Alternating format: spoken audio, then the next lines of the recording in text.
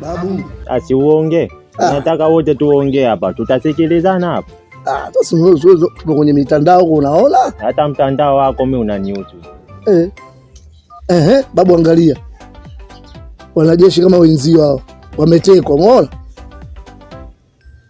Wametekwa wapi hao wewe? Kutekwa tulitekwa sisi mwaka huko 72. Tulitekwa sisi. Ikawaje? Nikawaje? Babu yako mimi shupavu. Nina nguvu.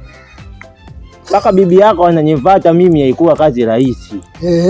Kwanza mwenyewe siku kwanza alinikimbia. Sisi tulitekwa. Ikawaje? Ndio hivyo tukapelekwa huko wapi huko mabondeni huko ndani milimani huko.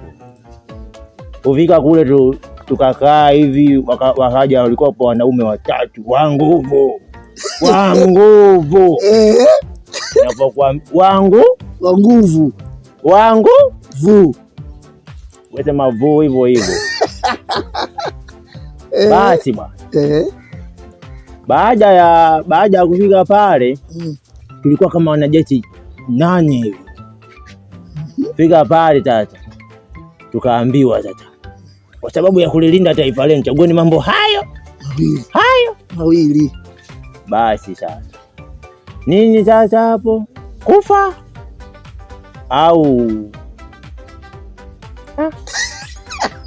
au walisema uweni nani ufanye nini sasa umalize uolewe. Kwa hiyo hapo kufa au kuolewa. Tulikufa. Sisi tulikufa. Kwa hiyo babu, hapa mimi ninaongea na mzimu au? Babu uliliwa. Hata kwenye kuliwa mbona unakuwa una adabu? Nimesema tulikufa. Alafu hebu leo ni tulikufa. Neema za Mungu. Na tunamshukuru Mheshimiwa Nyerere kipindi kile akaja akatuokoa. Babu umeliwa. Umeliwa. Kwa sababu usingekuwa hai mpaka leo wewe babu umeliwa. Hivi una adabu wewe? Sasa babu si mwenyewe umeniambia. Hivi mama yako ndio alivyo kabla ya kufa alikwambia kwamba babu yako wewe unamtukana. Mimi nililiwa mimi. Sasa babu si umesema mwenyewe? Mimi nililiwa. Wewe uliniambiaje? Mimi nililiwa. Kubali kufa au kuolewa. Sasa wewe usimalaki mpaka saizi wewe umeolewa. Naona kijue kimekushinda. Babu ushakuwa hai. Buli ndoka. Nasema toka. Ila babu ukweli unauma. Nasema toka. Stoki. Nakwambia ukweli. Wewe mimi bado ndanijua. Sasa babu wewe kitu gani bwana? Ondoka. Kijua kimekushinda. Mimi babu yako nililiwa. Sasa kumbe wewe unaniambiaje? Mimi nimepakuliwa.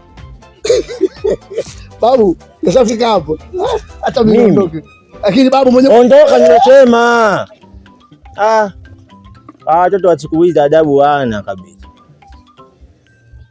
Ila ilikuwa kwa mbinde. Walinila kwa